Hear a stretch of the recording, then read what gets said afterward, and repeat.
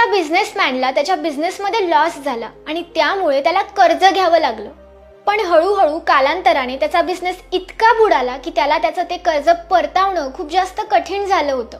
त्याच्याकडे काहीच उरलं नव्हतं. आणि ज्या माणसाकडून या बिझनेसमॅनने कर्ज घेतलं होतं तो माणूस वयाने फार मोठा होता. जवळजवळ तो वृद्ध होता, म्हातारा होता. पण त्याला या बिझनेसमॅनच्या मुलीशी लग्न करायचं होतं आणि त्याचमुळे त्याने या बिझनेसमॅनला मदत केली होती. आणि म्हणून त्या म्हाताऱ्या व्यक्तीने बिझनेसमॅनला सांगितलं सुद्धा की तू जर तुझ्या मुलीचं लग्न माझ्याशी करून देशील तर मी तुझं सगळं कर्ज माफ करून देईल. पण हे काही बिझनेसमॅन ऐकत नव्हता. कसं ऐकेल? तो त्याच्या मुलीचं लग्न एका म्हाताऱ्या माणसाशी कसं बरं लावून देईल? पण त्याच्याकडे त्या म्हाताऱ्या माणसाचे पैसे परतवण्यासाठी काहीच नव्हतं. आणि म्हणूनच काही दिवसांनंतर बिझनेसमॅन म्हाताऱ्याला पुन्हा म्हणाला की काही होऊ शकत नाही का? त्यावर तो म्हातारा म्हणाला की अजिबात नाही होऊ शकत. एकतर माझे पैसे आजच्या आज परत दे, नाहीतर माझं तुझ्या मुलीसोबत लग्न करून दे. बिझनेसमॅन हे ऐकायला मात्र तयार नव्हता. यावर म्हातारा म्हणाला की ठीक आहे, मी तुला अजून एक चान्स देतो. मी सगळ्यांच्या समोर तुझ्या मुलीकडे 2 दगड देईल, एक पांढरा दगड आणि एक काळा दगड. आणि तुझ्या मुलीला न बघता एका पोटलीमधून त्यातला एक दगड निवडायचा आहे. जर तिने पांढरा दगड काढला तर मी तुझं सगळं कर्ज माफ करून देईल आणि तुझ्या मुलीशी लग्न सुद्धा करणार नाही. पण जर तिने काळा दगड काढला तर मात्र तिला माझ्याशी लग्न करावं लागेल. आता मात्र या बिझनेसमॅनकडे दुसरा कोणताही पर्याय उरला नव्हता. म्हणून नाईलाजाने त्याला हो म्हणावं लागलं. आणि त्याची मुलगी सुद्धा तिच्या वडिलांसाठी हे करण्यासाठी तयार झाली.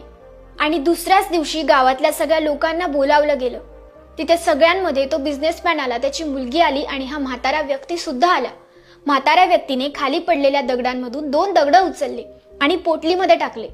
आणि त्या मुलीने बघितलं की त्या म्हाताऱ्या माणसाने दोघंही दगड काळ्याच रंगाचे निवडले आहेत. पण ठरलं काय होतं, एक काळा दगड आणि एक पांढरा दगड. पण ती सगळ्यांसमोर काही बोलूही शकत नव्हती.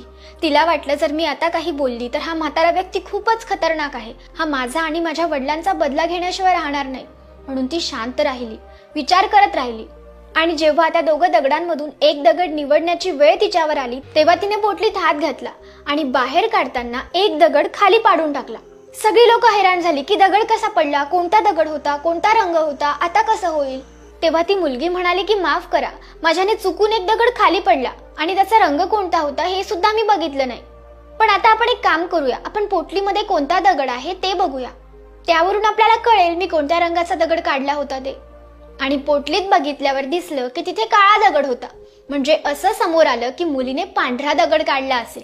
आणि गावातल्या लोकांसमोर तो म्हातारा व्यक्ती काही बोलू सुद्धा शकला नाही. अशा पद्धतीने त्या बिझनेसमॅनच्या हुशार मुलीने तिच्या वडिलांचं कर्ज सुद्धा माफ केलं आणि त्या म्हाताऱ्या व्यक्तीशी लग्न सुद्धा नाही केलं.